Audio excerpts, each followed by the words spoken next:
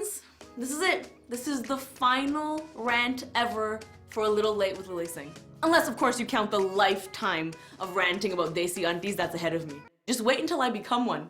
Hello. To close things out, I want to talk about what I'm most proud of during making 2 seasons of late night TV. Or as I like to call it, getting to second base with broadcast. Giggity. And I get it, 2 seasons may not sound a lot in TV terms, but 2 seasons is still more season than most NBC execs put in their food.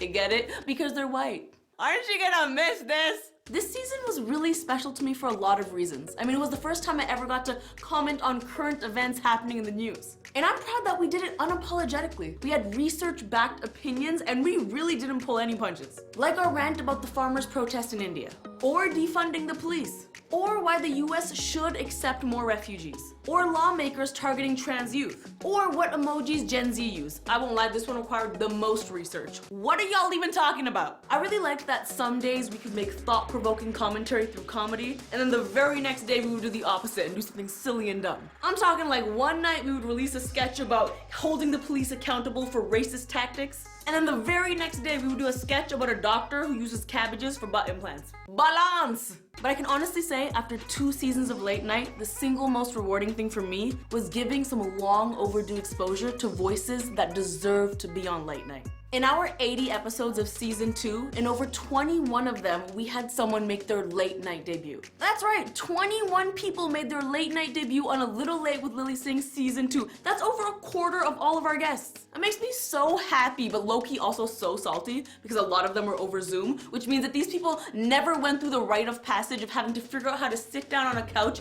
and not have their underwear show. Milestone moment. People like Alok, whose words and activism are changing the world. Real talk, after interviewing Alok, I'm pretty sure that they could change every Republican's mind and convince them to wear a skirt. Or Machel Montano, who is like one of the biggest soca artists of all time. He legit helped revolutionize an entire genre of music, and this was his late night debut. Honestly, it was probably for the best though that he wasn't here in person, because I don't think I could slow whine for 22 full minutes. I don't have the quad strength.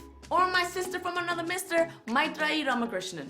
Of course, she's the star of Never Have I Ever, which debuted as #1 across like 30 different countries on Netflix. And she made her late night debut on this show, on a swing set, drinking a virgin margarita. Special shout out to her parents for letting her stay up late to be on the show. What up? Aside from being epic, another thing all of these people have in common is that they don't look like the traditional late night guest we're used to seeing. And I don't think it's a coincidence that the person who invited them on the show also doesn't look like a traditional late night host. I mean, I'm just saying, I'm pretty sure none of the Jimmys have rocked a paint splattered sweater before. I'm so proud of what this team has accomplished. I could get emotional about it because people worked so hard on the show and given it their all, and we legit broke the mold of late night TV. I mean, I still have the sledgehammer to prove it. And you know, in a lot of ways, I followed the legacy of late night hosts before me. I learned from them, I was inspired by them, and my hope is that part of my legacy and what I'm leaving behind is this: giving a voice to people who deserve to have a platform. Bringing diversity in its truest sense, not just performatively.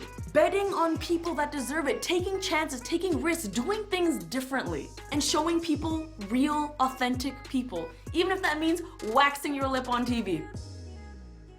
It has been an honor to be on your screens for 2 seasons. Thank you so much for all of your love and support and for betting on this crazy girl. I can't wait to see what we do together next. Until then, it's been fun.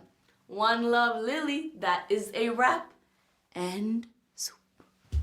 Hey, thanks so much for watching this clip. I hope you enjoyed it. If you did, make sure you subscribe to this channel for more just like it. If you don't, none of us can leave sad.